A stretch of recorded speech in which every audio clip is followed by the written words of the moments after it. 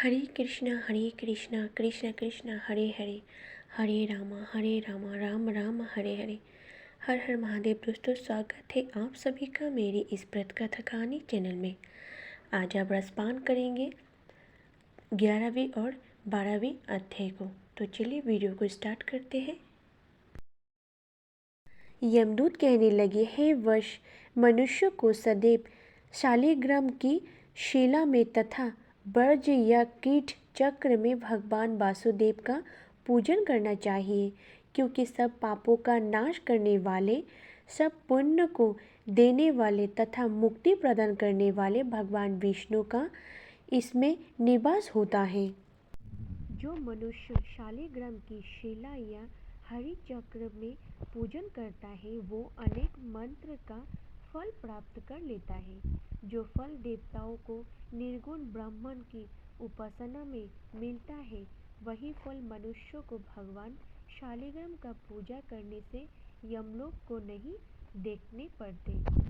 भगवान को लक्ष्मी जी के पास अथवा वैकुंठ में इतना आनंद नहीं आता जितना शालिग्राम की शिला या चक्र में निवास करने में आता है। स्वर्ग कमल युक्त करोड़ों शिवलिंग के पूजन से इतना फल नहीं मिलता जितना एक दिन शालिग्राम के पूजन से मिलता है। भक्तिपूर्वक शालिग्राम का पूजन करने से विष्णु लोक में वास करके मनुष्य चक्रवर्ती होता है।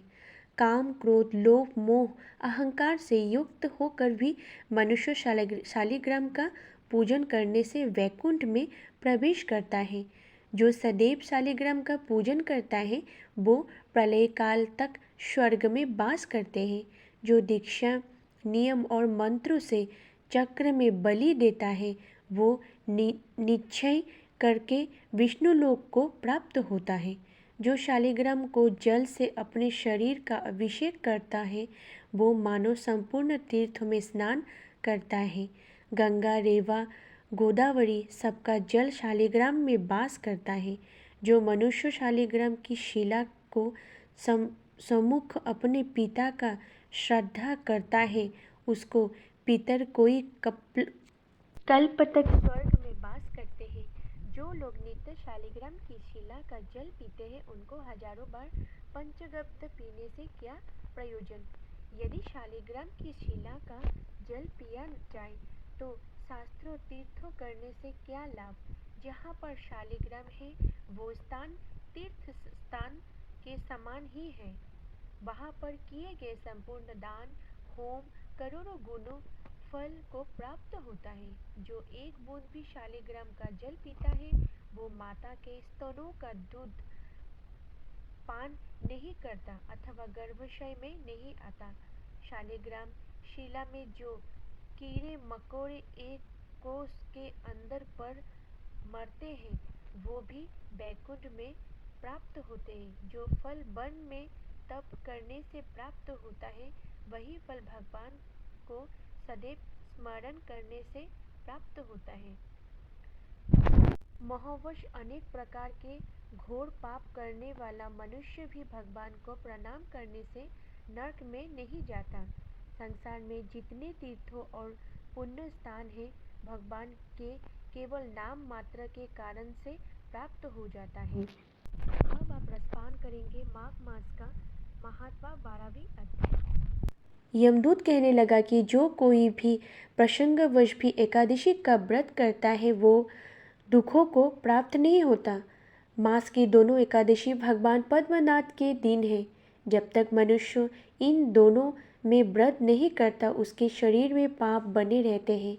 हजारों अश्वमेघ, सैकड़ों वाजपेयी यज्ञ एकादशी व्रत की 16वीं कला के बराबर भी नहीं है। एकादशी के दिन व्रत करने से 11 इंद्रियों से किए सब पाप नष्ट हो जाते हैं।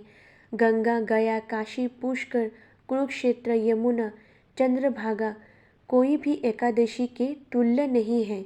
इस दिन व्रत करने से मनुष्य अनायास ही वैकुंठ लोक को प्राप्त करता है। एकादशी को व्रत और रात्रि जागरण करने से माता पिता और स्त्री के कुल की 10-10 पीढ़ियां उद्धार पानी है और वो पीताम्बरी धरी होकर भगवान के निकट रहते हैं। बाल, युवा और वृद्ध सब तथा पापी भी व्रत करने से नरक में नहीं जाते। यमदूत कहता है कि हे वश, मैं सूक्ष्म में तुमसे नरक से बचने का धर्म कहता हूँ।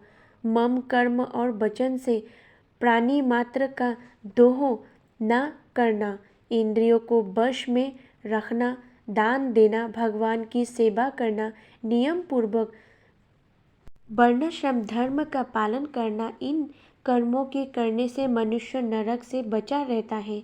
स्वर्ग प्राप्ति करने से इच्छा से मनुष्य गरीब भी हो तो भी जूता, छत्री, अन्न, धन, जल कुछ न कुछ दान देता रहे।